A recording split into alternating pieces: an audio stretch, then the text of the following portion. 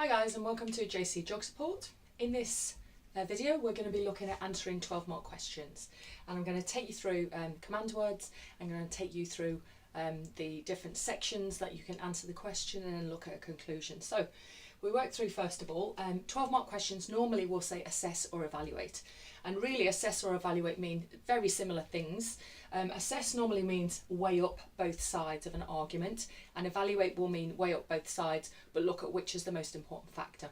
What I'd also maybe suggest is that if you do get an assess question, still maybe towards the end weigh up which you think is the most important factor, because you won't lose any marks by doing that. So as we just said, assess means weigh up both sides of an argument, and it needs to be quite a balanced argument with looking at more than one perspective. So if possible, look at it from a couple of different angles. So looking at both sides, you can look at how something does or doesn't.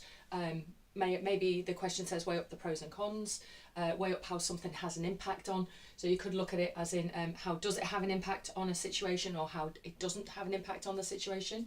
We could look at the pros and cons of whatever the question's asking us. We could look at the advantages and disadvantages, especially maybe we were looking at coasts, where we might have to weigh up the pros and cons of hard or soft engineering, for example.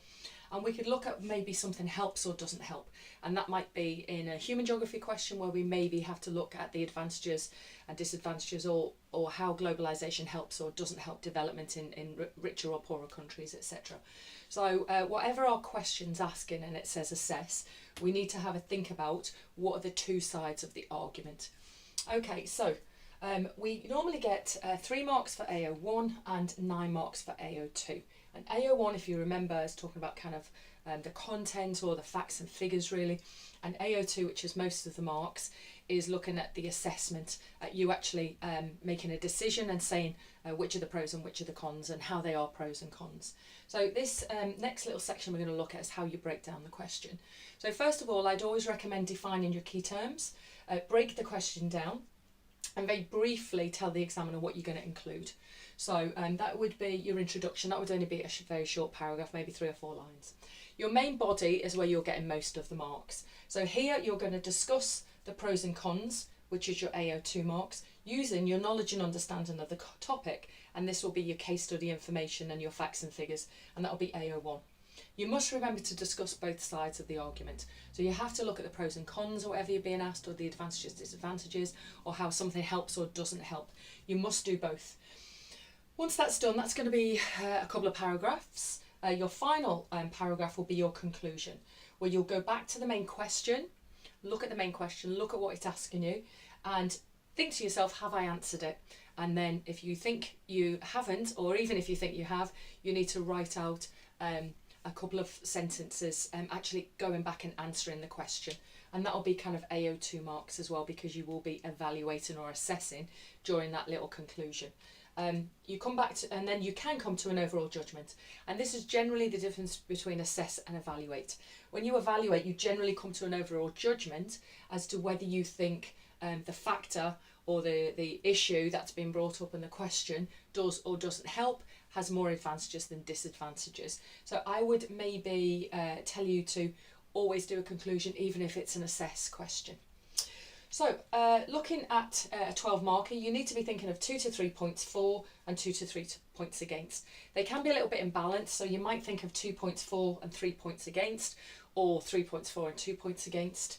And you develop points by using these kind of pieces of language. So you'll be looking at as a result of, you'll be saying things like consequently, so you'll be trying to develop your idea or develop your discussion really about your point. So each point you'll be looking at to develop it and kind of saying to yourself, and then what, and then what, and what does that lead to, and what does that mean as a consequence. So always be looking at developing your point, each point that you make, developing it, so it's not just a sentence or two, it turns into maybe a whole paragraph about the implications of that point, or how that point is important in answering the question. And this leads to, and then, and this means, you know all these connectives because you've done them before in English and other subjects like that. And then finally, to weigh up in your conclusion, you can use terms like however, in contrast, similarly, or on the other hand, etc. But if you're looking at the other side of it, the flip side of it. But always look at developing that point, because that's how you'll get points. So any question that seems quite difficult, you really only have to think that you're only looking at 2 or 3 factors or 2 or 3 points either side, and as long as they are well developed, then you're going to get 12 marks. You're looking at with normal line paper, if you're doing example essays or practice questions, you're looking at not really writing over one side, because if you do, you're kind of looking at writing a 60 marker or a 20 marker there, because if you're doing 2 or 3 points for and 2 or 3 points against, you really don't want any more words than a side of writing really with normal handwriting. Otherwise you're writing too much, it's going to take too much time, and you'll lose time towards the end of the exam where you might have to answer 20 markers, etc. So hopefully that helps. But key points is break down the question. Always break the question down. I would suggest whatever question you get asked, break it down into plain English around the question, so it gives you a better chance of understanding what the question's asking. Look at both sides of the question in your main body, and always develop each of your points. Make sure you're using some of these terms or some of these connectives to make sure that you're developing each point. You're telling the examiner what's the implication of that point, and then what's the implication of that, and what happens as a consequence of that.